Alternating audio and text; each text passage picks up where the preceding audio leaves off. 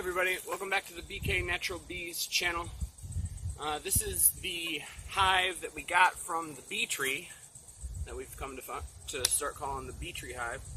I'll put the link to that video in the description, but this was an experience. It didn't go exactly as planned, of course. The limb exploded when it landed, and it was a day-long project, but we got them back here. That's not the correct marking on the hive. I used a different lid, so I'm not exactly sure what the date was. Maybe I can find that out and put that in this video. Regardless, we got them all back. A few days later, I found the queen and marked her, and she was doing pretty well. I just started feeding these yesterday, or no, 2 days ago, and that was because there's a lot of bees and the nectar's stopping, and we were putting them into pretty much brand new equipment, so I wanted to put all those bees to good use while they're still alive and still doing work. So hopefully they're starting to create some more wax. But I figured I'd do an update video, and that's what this is. So let's get started.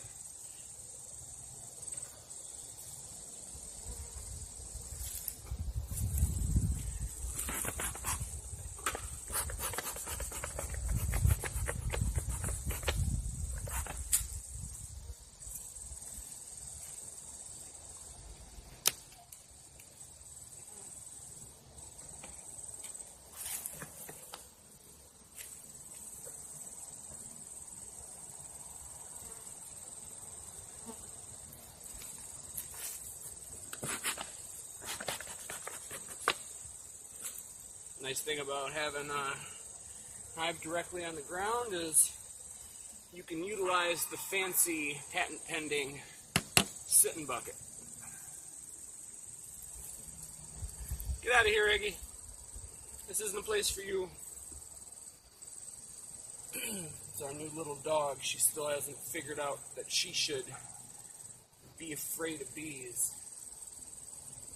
Okay, so there are less bees in this bottom box. When I put them in with a little bit of their own comb, and then I immediately added another box because there were just too many bees and I didn't want them to pick up and leave. Well, I put some drawn comb in the top box. The queen went up there and laid in it, and ever since they've been pretty much concentrated there. What I'd like to see is the fact that they are not ignoring this completely. Looks all gross because it's sitting right next to their old comb from the tree. I don't see any eggs. I do see pollen. What I want to see is eggs down here. That would really make me happy. It would make me realize that that queen is aware that there's room down here. Of course, they've got to make room for her to be aware of. But this is the crazy comb that came from the tree.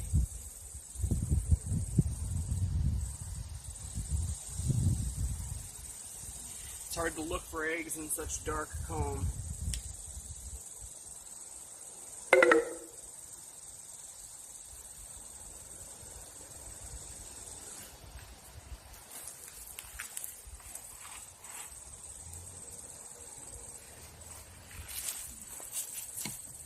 My phone made a noise. I thought it was stopping the capture, but it was just telling me that the battery's low.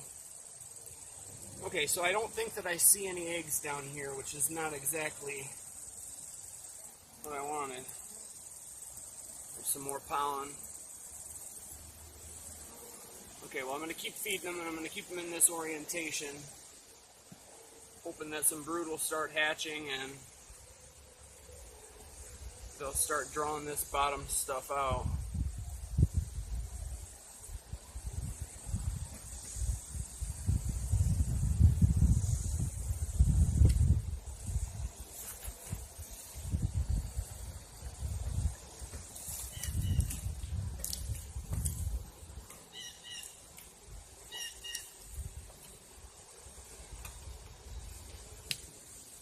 Okay, so when I added this top box, I wanted to give them room to lay, and the only thing that I had drawn and not currently in the hive was a medium frame.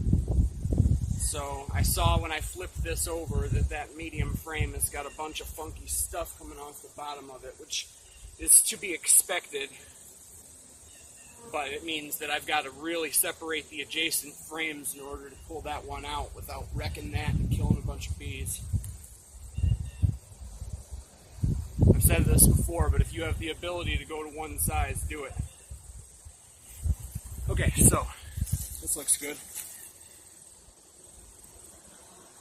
I don't see the queen, but you've got nectar, honey, brood all throughout here.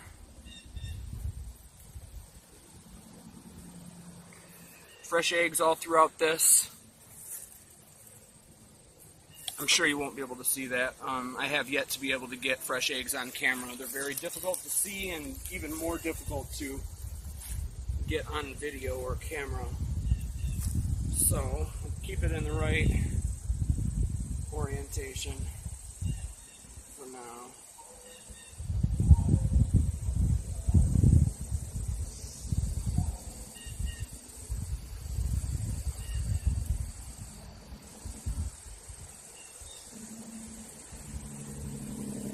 Fresh eggs and larvae, beautifully drawn frame.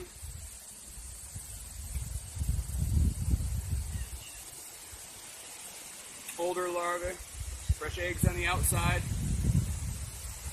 What you really want to see, I mean, and it's obvious when they start something brand new, they'll start in the center and she'll lay in that center, and that'll entice the bees to start drawing out around it, and she'll lay outward as they draw out the comb. So it's not uncommon, and it's a good sign to see that there's older brood and larvae here and fresh eggs around the side.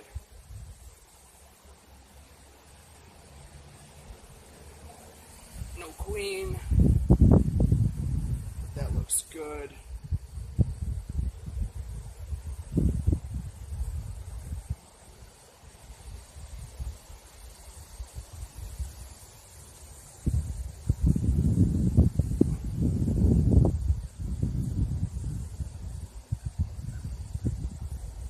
There's a solid patch of brood. That's about ideal. And there's the queen.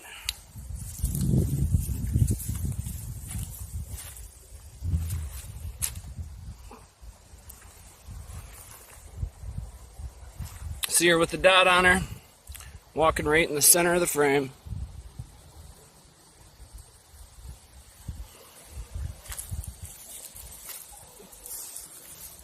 Both sides are just jam-packed with brood.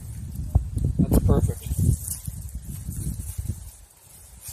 I would very, very much like to be talking about this hive in April. They overwinter. We're going to try to spread these genetics around. You'd automatically think feral genetics when you talk about a bee tree. And regardless, they were survivors, because they'd been there multiple years for sure. But I doubt feral is a right adjective for them, because they were right next to a blueberry field, and on the other side there was an apple orchard. And that probably means that they were swarms from somebody who was bringing in bees to pollinate those plants. But they were survivors. They had done well, and I'm happy to, have them in my yard. So here's the downside of using a medium frame in a deep box. We've got brood all the way through on the bottom there. I won't cut it off because it's worker brood and it's not posing a problem right now, but if you have the ability to go to one standard size in your yard, I really, really urge you to do that, because it's just so simple. You can take from anywhere and give to anywhere without worrying about stuff like that.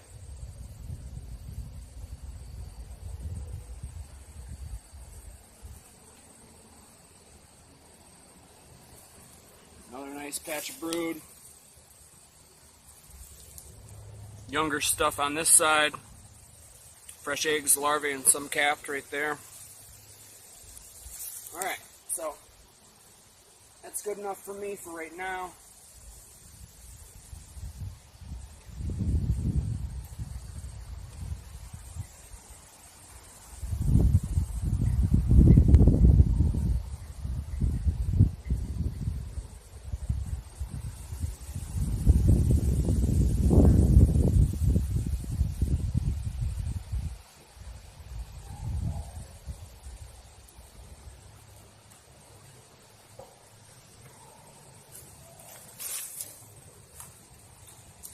Alright, so that is the update for the bee tree cutout that we did a short while ago. And they're doing alright. I'm happy with where they're at. I'm happy with how she's laying. I wish I had started feeding earlier, but obviously they need some food right now. But I'm happy with them. So, as always, as I always say, if you enjoyed this video and you want to see more, click like or subscribe. Comment any questions down below. I'll happily answer them. Otherwise, thanks for watching. Have some fun with your bees.